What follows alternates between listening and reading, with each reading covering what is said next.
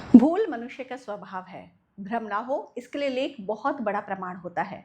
अतः जो राजा अलिखित आदेश देता है तथा जो सेवक बिना लिखित राजाज्ञा के ही राजकाज करता है, वो दोनों राजा और कर्मचारी चोर हैं। नमस्कार दोस्तों, आज के एपिसोड में आप सभी का स्वागत है। आज हम बात करेंगे इंसानी फितरत की एक ऐसी सच्चाई पर जिसे अगर कार्यक्षेत्र में नजरअंदाज किया जाए तो बड़ी से बड़ी व्यवस्था ताश के पत्तों की तरह बिखर सकती है। हमारे नीति शास्त्रों में पारदर्शिता और जवाबदेही को लेकर एक बेहद कड़ा और बेबाक नियम बताया गया है। राजनीति शास्त्र का एक बहुत ही व्यवहारिक सिद्धांत कहता है कि भूल मनुष्य का स्वभाव है। भ्रम ना हो इसके लिए लेख बहुत बड़ा प्रमाण होता है। इसे आज के संदर्भ में समझें तो हम इंसान हैं और इंसानों से बातें भूल जाना या गलतफहमी हो जाना बहुत आम बात है। आज के इस आधुनिक दौर में भी चाहे कॉर्पोरेट डील हो या सरकारी काम, जुबान की कोई कीमत नहीं रह जाती जब तक कि वह कागज पर ना हो।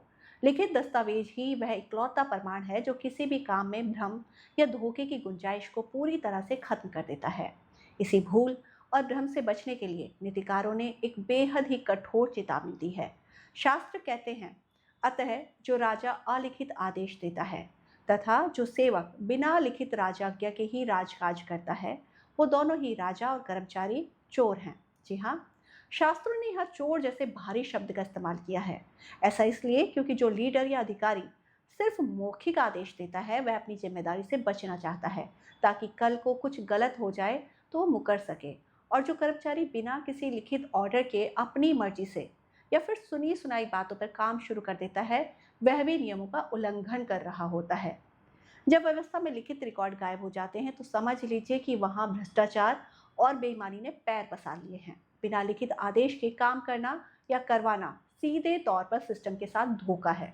वह नियम हमें सिखाता है कि ईमानदारी केवल नियत में नहीं, बल्कि आपके काम की प्रक्रिया और रिकॉर्ड्स में भी साफ दिखाई देनी चाहिए।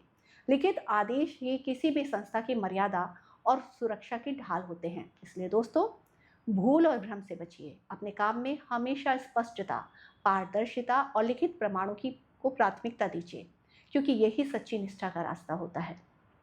आज के एपिसोड में बस इतना ही। मिलते हैं अगले एपिसोड में। तब तक के लिए मुस्कुराते रहिए और ईमानदारी से कर्म करते रहिए।